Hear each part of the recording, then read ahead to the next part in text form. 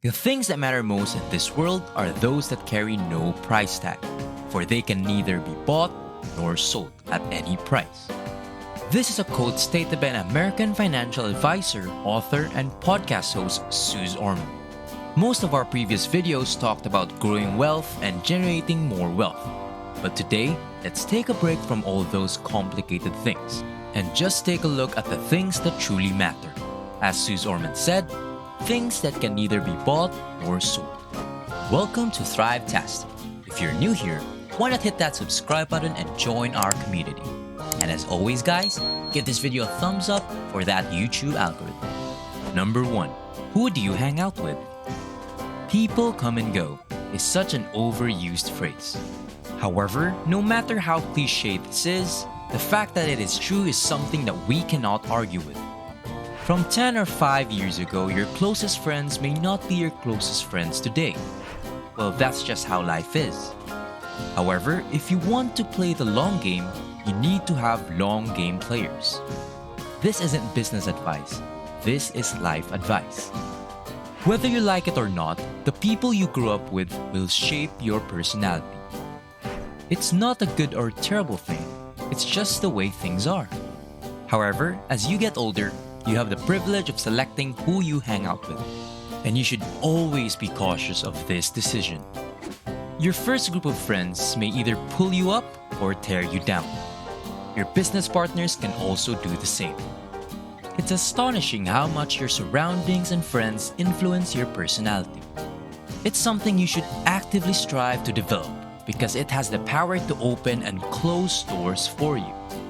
Social skills are incredibly important. Many people miss out on this since it becomes more difficult to make new friends as we become older. Think about it. When was the last time you made a new friend? If you're over 30, even thinking about it feels quite awkward. Right? You'd appear quite shady in any group you're in if you lack the social skills. So you should work on that. If you have the charisma of a wooden spoon, work on that. To be fascinating to others, do fascinating things yourself. But don't forget to be human, okay? We all have our own ways of doing business, but they all involve people. There are some real-world instances where a manager or business owner stopped working with people who are great at their job just because they can't seem to connect with them on a human level. A solid social network is quite valuable. It will make things faster and cheaper in the business world, while it will make things easier and more memorable in your personal life. Remember, no good story ever began with you sitting alone in a room. When you reminisce on the most enjoyable times in your life, you will notice that they invariably involve other people. Do not disregard your inner circle. Be a good friend, mentor, and business partner. Number 2, where you hang out. Changing one's environment is one of the most difficult things for people to undertake. It's a major decision that will affect your life in ways you don't understand. And the reason is that we're not Doctor Strange. We can't see what alternate realities look like.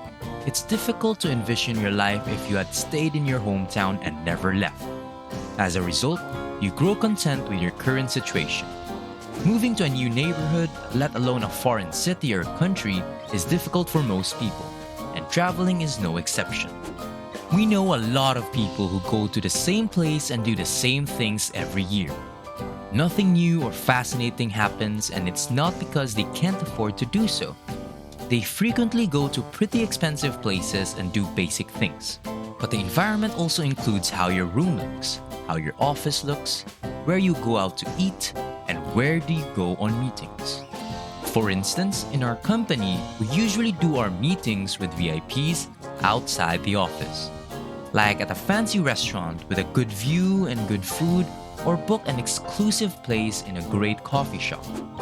This is to establish a positive vibe and create a comfortable atmosphere. The key is that your surroundings constantly send you cues. It puts you in a certain mood. It can help you find inspiration and increase your creativity. Most of the time, making changes to your environment for your benefit is simple. People simply do not give it much thought. Like having a whiteboard with ideas near your desk can completely transform the way you work. I remember reading a book about developing a habit and about why it is pointless to rely on willpower and motivation when doing so. It was stated that if you rely on willpower, you'll eventually be burned out and revert to your previous ways. That's why instead of forcefully changing your habit through willpower and motivation, change your environment instead. For instance, if you want to develop the habit of drinking water first thing in the morning, place a glass of water or a water tumbler beside your bed before sleeping. Or if you want to develop the habit of morning exercise, prepare your exercise suit before you sleep and place it where you can see it as soon as you wake up. Just like that, changing your environment greatly influences your mindset. Number 3. What are you working on? The work you're doing doesn't always have to be about turning a profit. Sometimes the work that makes you happy will lead you to the work that makes you rich. The problem is that life is too short to work on things you're not proud of. There's something very magical about working on something you're passionate about, and it makes you want to share it with the rest of the world. We think that every individual is a maker. Every human being has an intrinsic drive to create something and declare to the world, "Look, I made this." We understand that most of you have bills to pay and debts to settle, but if you get the chance to work on something you love, even for a short time, take it. It may not be the most financially rewarding moment of your life, but it will undoubtedly be one of the most memorable. Let me tell you a story about a friend of mine who loves to write. It is something like an outlet for her to unleash that inner fighter in her, because she's usually kind of timid. She joined a contest in journalism and keeps on losing for consecutive years. People mocked her behind her back, calling her names because she was trying too hard despite her lack of skills. But she never gave up. And guess what? In her 3rd year, when she was getting accustomed to being a loser and without any expectations, she won. First place at that. My point is, those times that she keeps on losing but still tries regardless are something she'd never regret. Although she gained nothing but mockery, those difficult times just made her realize more how much she enjoys the thrill of the competition and how much she truly loves writing. Now, although she was not able to become a professional writer, those times when she pursued writing are something she would always look back with a smile. So, if you have the opportunity to do something you truly love, even just once in your life, regardless of whether it's profitable, fruitful, or not, grab it. Never know. That kind of memory could be your fuel in times of difficulty. How about you guys? Do you also have something you want to do, even just once in your life? Something you're very passionate about? How about sharing it with us by writing it in the comment section down below?